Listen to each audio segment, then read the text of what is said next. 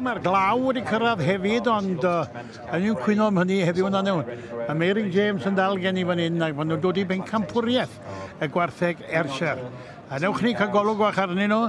Mae yna wartheg o lew Mary yn y gylch. Mae yna wartheg o lew. 1, 2, 3, 4... Heffer arbennig o dda. Yr heffer sy'n wedi ennill y Pencampwriaeth yr heffrod yn arach. Yn heffer o safon uchel iawn. Wedyn mae yna buwch ifanc ail go lew. A mae buwch henach. Nawr, dyma'r beirniad yn dod allan ar ôl y gawod law. Ac mae e'n dweud pam a beth sy'n digwydd. Mae e'n mynd i roi yn fuan iawn nawr fydd e'n rhoi y penderfyniad.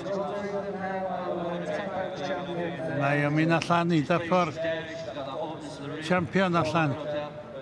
Ac o ti lwcio'r heffer yn hwnna dwi... Odw, ond dwi'n mynd siŵr oedd e'n mynd i fynd am yr heffer, falle eithaf, ti'n gwybod. Mae lot o beirniad, mae well yn nhw fynd am buwch mewn oedran. Wel, mae'n dangos bod wedi para yma, ni fe ddod. Ond dwi ddim yn... Na, mae'n mynd ôl, fi'n siŵr am un o'r bichod mae'n mynd i fynd am rwy'n credu. Ar bichod ifanc mae... Ie, fiwch ifanc mae'n mynd am. Fiwch ifanc sydd wedi mynd. A mae'n fiwch ifanc. Rhif 61.